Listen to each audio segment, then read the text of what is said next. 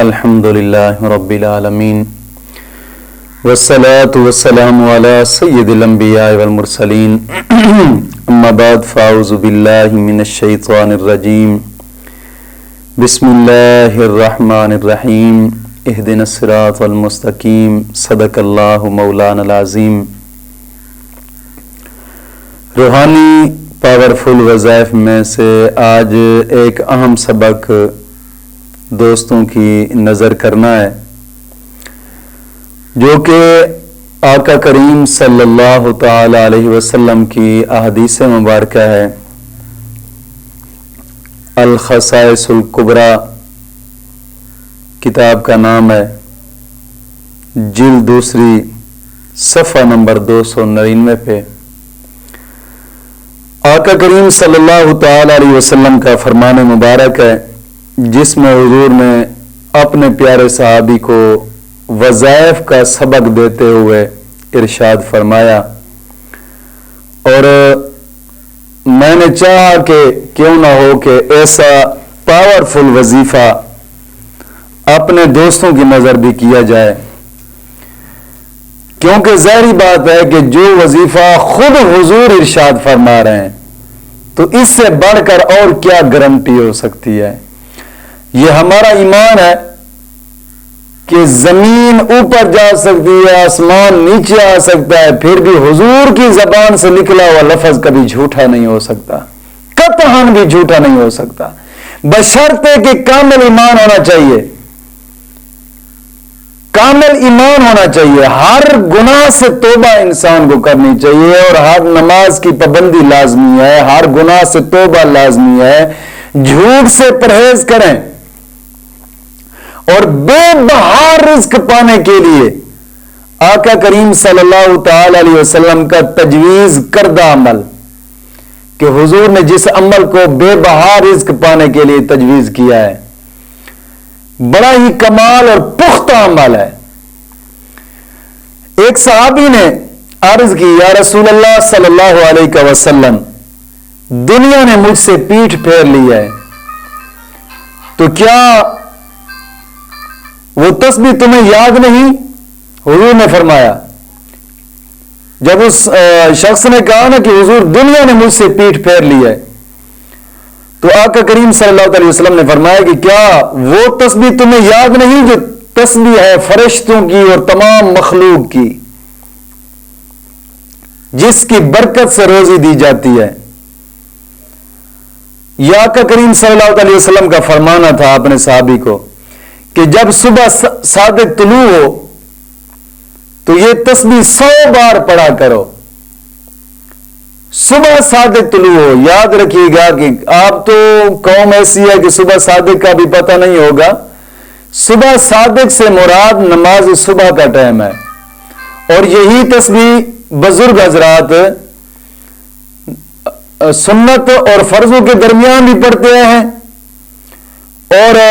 کچھ بزرگوں نے اس تسبیح کو سنتوں سے پہلے بھی پڑھا ہے، لیکن زیادہ تر جو عمل ہوا ہے وہ صبح کی سنتیں اور فرض ان کے درمیان میں پڑھی جاتی ہے 100 مرتبہ۔ تو دوستو، ایک تو وظیفہ ہوتا ہے، دوسرا ایک وظیفہ بھی آقا کریم صلی اللہ علیہ وسلم نے بتایا تھا ایک اور جگہ پہ، اسی کتاب میں الخصائص الکبریٰ میں حضور نے فرمایا کہ اگر تم چاہتے ہو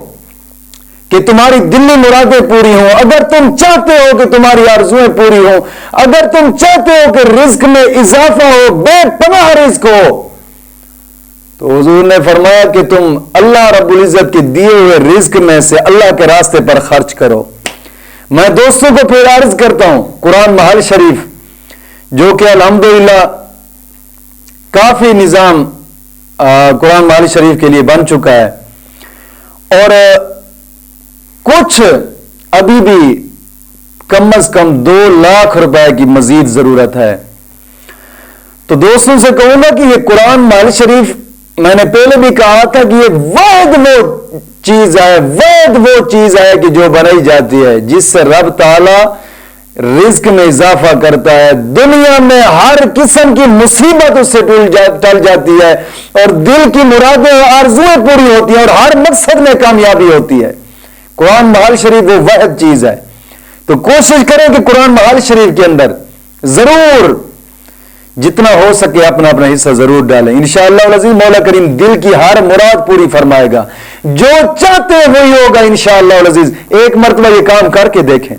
میرے مشورے کے ساتھ ایک مرتبہ کر کے دیکھیں, اور پھر انشاءاللہ العزیز اس کا نظام دیکھنا. تو آقا کریم صلی اللہ علیہ وسلم نے اپنے صحابی سے فرمایا کہ تم ایسا کرو کہ جب سورج صبح صادق طلوع ہو, یعنی سنتوں کے بعد اور فرضوں سے پہلے, یہ تسبیح 100 بار پڑھنی ہے. وہ تسبیح کون سی ہے؟ سبحان اللہ و بحمدہ سبحان اللہ العظیم استغفر اللہ, سبحان اللہ و بحمدہ سبحان اللہ العظیم استغفر اللہ, سبحان اللہ و بحمدہ سبحان اللہ العظیم استغفر اللہ, سبحان اللہ و بحمدہ سبحان اللہ العظیم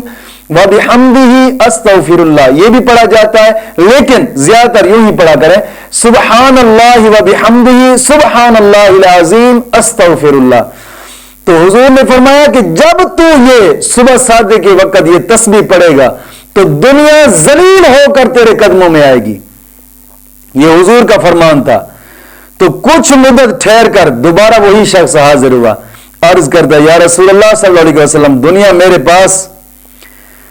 حضور دنیا میرے پاس جناب علی بہت زیادہ آئی اور میں حیران ہوں کہ یہ کہاں اٹھاؤں اور کہاں رکھوں,